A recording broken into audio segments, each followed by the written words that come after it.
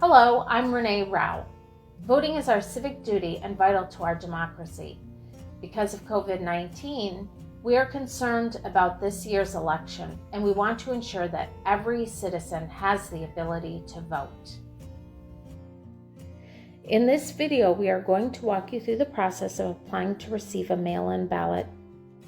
You can print it back to back or on two separate pages. Once printed, you'll need a pen to fill it out. For question number 1, we recommend you check all future elections, as we don't know how long this pandemic will affect our daily lives. You can always change that later in writing, but for the next year, it would be a good idea to be able to vote from home. If you are a military or overseas voter, make sure you also fill out the gray section.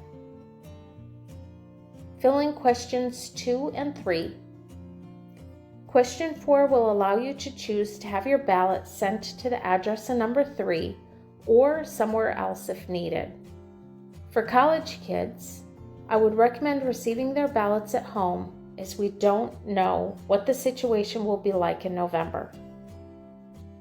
Complete questions 5 and 6. Question number 7 is optional. When you get to question 8, make sure you sign your ballot the same way you signed when you registered to vote. If you included your middle name or initial, include that in your signature. If you can't remember, I would at least put your middle initial. This is not the time to try out a new signature. Question number 9 is the date. Remember to put 4 digits for the year. And if this is your form, that's it, you are done. When mailing your vote by mail application, we recommend you do not staple the pages together, as they can get caught in the mail sorters. Fold the application in thirds and add a little tape or a sticker to seal the front and sides. Check to make sure it's your county clerk listed in the address, and don't forget your stamp. Once you do that, you are done.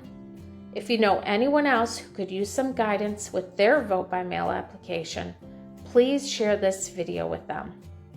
Our democracy is at its strongest when everyone participates. Happy voting and stay safe.